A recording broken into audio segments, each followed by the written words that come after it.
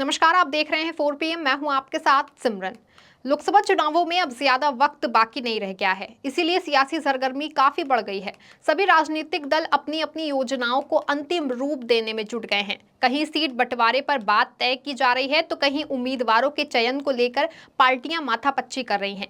इस बीच एक और सत्ताधारी दल भाजपा 400 के लक्ष्य को लेकर के आगे बढ़ रही है, तो वहीं दूसरी ओर विपक्ष है जो एकजुट होकर के भाजपा को हराना चाह रहा है। पिछले साल लोकसभा चुनावों के लिए ही विपक्षी दलों ने एकजुट होकर इंडिया गठबंधन का निर्माण किया था। इस गठबंधन में विपक्ष के लगभग 26 राजनीतिक दल शामिल हैं। इतनी बड़ी विपक्षी एकता को देखकर भाजपा व साहिब काफी घबरा गए थे। यही वजह रही कि बीजेपी ने विपक्षी गठबंधन को कमजोर करने के लिए विपक्षी नेताओं पर दबाव बनाने शुरू कर दिए। उनके पीछे ईडी, सीबीआई जैसी सरकारी एजेंसियां छोड़ी। इतना नहीं, विपक्षी गठबंधन इंडिया की लगातार बढ़ती सक्रियता से भाजपा इतना घबरा गई कि उसने गठबंधन को तोड़ना ही शुरू कर दिया, जिसका उदाहरण बिहार में देखने को मिला। यहाँ भाजपा ने जिन नीतीश कुमार के लिए अपने दरवाजे हमेशा के लिए बंद कर दिए थे, उन्हीं नीतीश कुमार को फिर से दोनों गेट खोलकर वापस अपने खेमे में मिला लिया।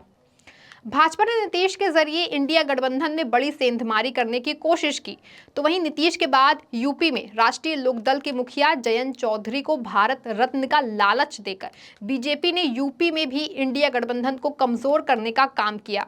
तो वहीं पंजाब, दिल्ली और पश्चिम बंगाल में भी आम आदमी पार्टी और टीएमसी से कांग्रेस की बात न बन पाने पर भाजपा ने इंडिया गठबंधन में टूट और बिखर गया इंडिया गठबंधन का राग अलापना शुरू कर दिया।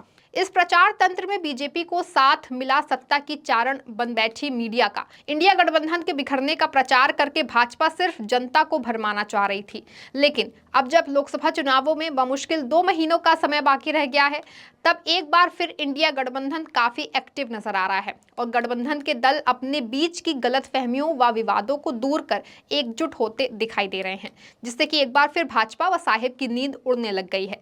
क्योंकि अब यूपी से लेकर के दिल्ली तक और गुजरात से लेकर गोवा तक इंडिया गठबंधन फिर से संगठित व मजबूत होता दिख रहा है और गठबंधन के सदस्यों में बात बनती नजर आ रही है, जिससे कि भाजपा के खेमे में खलबली मचनी शुरू हो गई है। पहले यूपी में पिछले कई दिनों से चल रही उठापटक के बाद अंततः समाजवादी पार्टी और कांग्रेस में बात फाइनल हो गई। दोनों के बीच गठबंधन का औपचारिक ऐलान भी हो गया, जिसके तहत 80 लोकसभा सीटों वाले उत्तर प्रदेश में कांग्रेस 17 सीटों पर और समाजवादी पार्टी व अन्य 63 सीटों पर लोकसभा चुनाव लड़ेगी। भाजपा की तमाम कोशिशों के बाद भी यूपी में हुआ ये गठबंधन भाजपा के लिए एक बड़ी चिंता का विषय है, क्योंकि सपा कांग्रेस के एक साथ आने से प्रदेश की कई सीटों पर बीजेपी का सियासी समीकरण बिगड़ सकता है। यूपी में इंडिया गठबंधन में एका होने से भाजपा इसलिए भी बेचैन दिख रही है क्योंकि प्रदेश में अब बसपा लगातार कमजोर होती जा रही है। इसके पास ना तो बड़े नेता बचे हैं और ना वो जनाधार जो एक समय में बसपा के पास हुआ करता था। फिर भी एक बार बसपा ने अकेले मैदान में उतरने का ऐलान कर दिया है। ऐसे में ये तो साफ है कि प्रदेश में भाजपा का सीधा मुकाबला इंडिया गठबंधन से ही होना है। वहीं इस बार मुस्लिम वोटों में बिखराव भी होगा। मुसलमानों के सामने सपा और कांग्रेस के रूप में 2 विकल्प नहीं बल्कि एक विकल्प है। इसीलिए ये तय है कि मुस्लिम बहुल सभी सीटों पर इंडिया अलायंस भाजपा को कड़ी टक्कर देगा, तो वहीं अन्य सीटों पर भी मुस्लिम प्लस दोनों दलों के वोटों व जाति समीकरण को मिला करके इंडिया गठबंधन भाजपा के सामने एक मजबूत चुनौती पेश करेगा। दूसरी तरफ भाजपा को आरएलडी को साथ लेकर जाट वोटरों से थोड़ी बहुत उम्मीद है, लेकिन ये बात भी तय है कि अब रालोद के पास उतना मजबूत आधार नहीं बचा है। वहीं कई ऐसी सीटें भी हैं जहां स्थानीय सांसदों से जनता नाराज है। ऐसी सीटों पर अगर बीजेपी द्वारा प्रत्याशी नहीं बदले गए तो निश्चित रूप से इसका फायदा भी कांग्रेस और सपा गठबंधन को मिल सकता है। यही वजह है कि भाजपा में बेचैनी बढ़ी हुई है।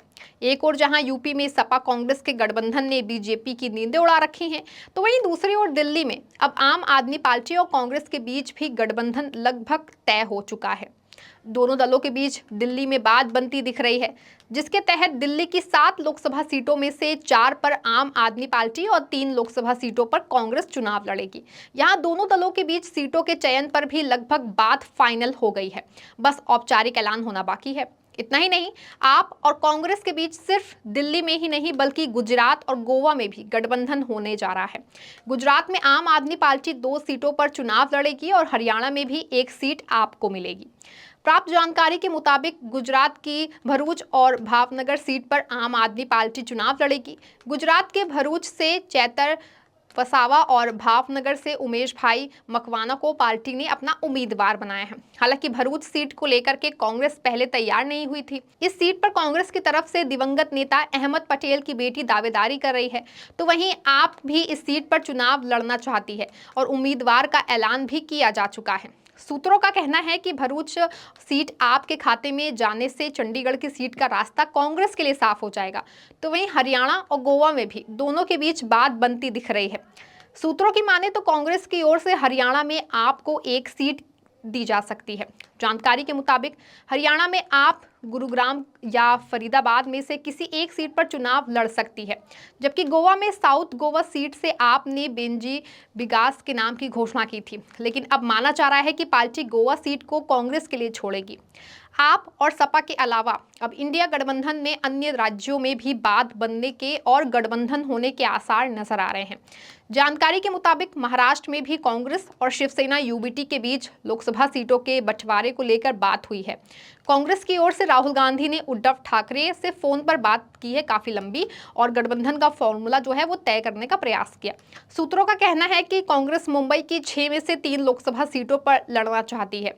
इनमें मुंबई दक्षिण मध्य, मुंबई उत्तर मध्य और मुंबई उत्तर पश्चिम शामिल है, जबकि कहा जा रहा है कि उद्धव मुंबई की 4 सीटें समेत राज्य की 18 सीटों पर चुनाव लड़ना चाहते हैं। इनमें मुंबई दक्षिण, मुंबई उत्तर पश्चिम, मुंबई उत्तर पूर्व और मुंबई दक्षिण मध्य शामिल है। सूत्रों के मुताबिक 40 सीटों पर वार्ता पूरी हो चुकी है। हालांकि 8 सीटों पर पेंच फंसा हुआ है, यानी कि संभव है कि जल्द ही महाराष्ट्र में भी गठबंधन तय हो जाए और इंडिया अलायंस यहां भी मजबूती से भाजपा के सामने खड़ा हो जाए। वहीं महाराष्ट्र के अलावा अब पश्चिम बंगाल में भी एक बार फिर से ममता और कांग्रेस के बीच समझौते को लेकर बातचीत शुरू हो गई है। कांग्रेस व राहुल गांधी की ओर से लगातार ये कहा जा रहा है कि ममता बनर्जी इंडिया गठबंधन का हिस्सा हैं, तो वहीं ममता भी सिर्फ पश्चिम बंगाल को छोड़कर अन्य राज्यों में इंडिया गठबंधन का हिस्सा रहने को तैयार है। लेकिन अब यूपी, दिल्ली में गठबंधन के बाद पश्चिम बंगाल में भी कांग्रेस ने फिर से ममता बनर्जी से बातचीत शुरू की है और सीट बंटवारे को लेकर कोई रास्ता निकालने पर चर्चा की है। शुरुआती जानकारी के मुताबिक तृणमूल कांग्रेस अब कांग्रेस के साथ सीट शेयरिंग पर चर्चा के लिए तैयार है। हालांकि इस फॉर्मूले में बंगाल ही नहीं बल्कि मेघालय और असम भी शामिल है। ऐसे में संभव है कि जल्द ही पश्चिम बंगाल में भी इंडिया गठबंधन फिर से मजबूती से खड़ा हो जाए। स्पष्ट है कि उत्तर प्रदेश में सपा कांग्रेस के अलावा दिल्ली, हरियाणा, गुजरात और गोवा में आम आदमी पार्टी व कांग्रेस के बीच भी बात बनती दिख रही है, जिससे कि इन राज्यों में गठबंधन होने की पूरी संभावना है। तो वहीं पश्चिम बंगाल और महाराष्ट्र में भी फिर से एकजुट होते इंडिया गठबंधन को देखकर भाजपा काफी परेशान हो गई है, क्योंकि जिस इंडिया गठबंधन में टूट डलवा कर भाजपा काफी राहत की सांस ले रही थी, अब लोकसभा चुनावों से ठीक पहले इंडिया गठबंधन के एक बार फिर से पुनर्गठित होने से बीजेपी और साहेब की नींदें उड़ गई हैं। दिल्ली में तो आपकी ओर से ये दावा तक किया गया है कि भाजपा की ओर से कांग्रेस के साथ गठबंधन जो है वो तोड़ने की धमकी दी जा रही है। आप नेता सौरभ भारद्वाज का कहना है कि भाजपा की ओर से कहा जा रहा है कि कांग्रेस के साथ गठबंधन ना करो, वरना केजरीवाल को गिरफ्तार कर लिया जाएगा। सौरभ ने तो सीएम केजरीवाल के 2 से 3 दिन में गिरफ्तार होने का दावा तक कर दिया है। हमारी सूचना है कि आने वाले 2 से 3 दिन के अंदर दिल्ली के मुख्यमंत्री अरविंद केजरीवाल जी गिरफ्तार कर लिए जाएंगे।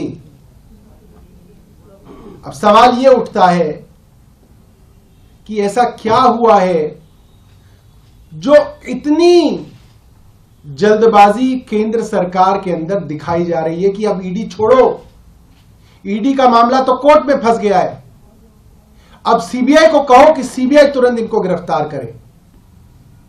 हमें लोग काफी दिनों से ये बात कह रहे थे, हम लोग मानते नहीं थे। यहां तक पत्रकार साथी भी ये बात कहते हैं कि आप जैसे ही कांग्रेस के साथ मल्टी स्टेट अलायंस करेंगे, अरविंद केजरीवाल जी को गिरफ्तार कर लिया जाएगा। और भारतीय जनता पार्टी से जुड़े हुए लोग भी हमें ये बात कह रहे हैं कि अगर अलायंस हुआ तो अरविंद केजरीवाल जेल में गए, और अरविंद केजरीवाल जी को अगर आप लोग बाहर देखना चाहते हैं तो एक ही तरीका है अरविंद केजरीवाल कांग्रेस के साथ इंडिया गठबंधन का हिस्सा ना बने। यानी बात साफ है, भारतीय जनता पार्टी के अंदर घबराहट बहुत ज्यादा है। उनको लगता है अगर आम आदमी पार्टी और कांग्रेस साथ आएंगे तो जिन जिन राज्यों के अंदर आम आदमी पार्टी और कांग्रेस साथ आएंगे, भारतीय जनता पार्टी की मुश्किलें बढ़ेंगी, भारतीय जनता पार्टी के लिए सरकार बनानी मुश्किल होगी।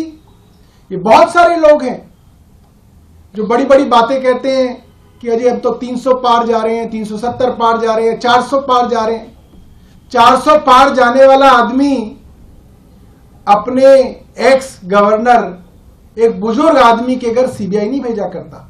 यानी इससे ये तो साफ है कि इंडिया गठबंधन के फिर से पुनर्गठित होने से बीजेपी काफी परेशान है, क्योंकि भाजपा भी जानती है कि अगर इंडिया गठबंधन एक हो गया तो अब की बार 400 पार का लक्ष्य तो दूर की बात है, अब की बार सत्ता पाने की उम्मीद तक टूट जाएगी। इस खबर में फिलहाल बस इतना ही। तब तक के लिए आप देखते रहें 4PM। धन्यवाद।